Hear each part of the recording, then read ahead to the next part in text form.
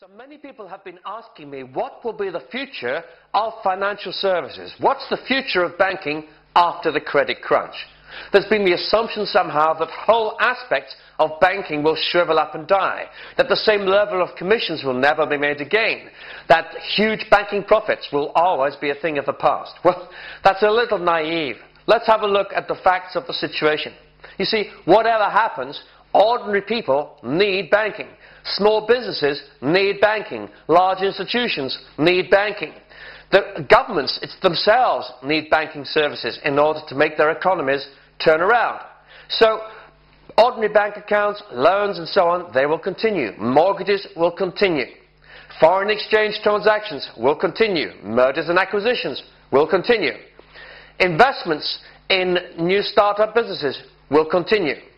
So what will change? Well, products which were very difficult to value in the past will be difficult to sell in the future. Products that package up loans from one institution and sell them on, those will be more tightly regulated. Some hedge fund activities are likely to be more tightly regulated in future. Just about anything which requires huge amounts of debt in order to make an acquisition somewhere else or buy stocks and shares elsewhere is likely to come under increased scrutiny. And we're going to want to see banks taking much more care over the value of their balance sheets, being able to actually put a solid figure on them without all kinds of speculative issues worrying investors. But outside of those things, as I say, most of banking will continue. And what about those smart bankers who made so much money out of packaging and repackaging all kinds of assets and selling them on and creating so much confusion in the market over the last couple of years? Well, they too will find themselves in a living again. Why? Because intelligence is needed in banking. Banking is extremely complicated and becoming more so because the money flows are continuing to grow worldwide as the global economy increases, as emerging economies spring into life and assume an increasing importance in the global economic environment.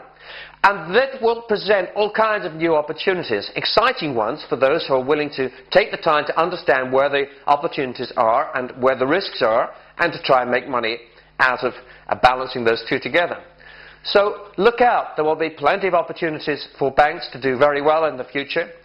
We will continue to need banks, and out of all of the catastrophic crisis that we've seen will come a leaner, hungrier banking system, which has shed all kinds of fat in terms of processes that were particularly inefficient or groups of people they no longer needed.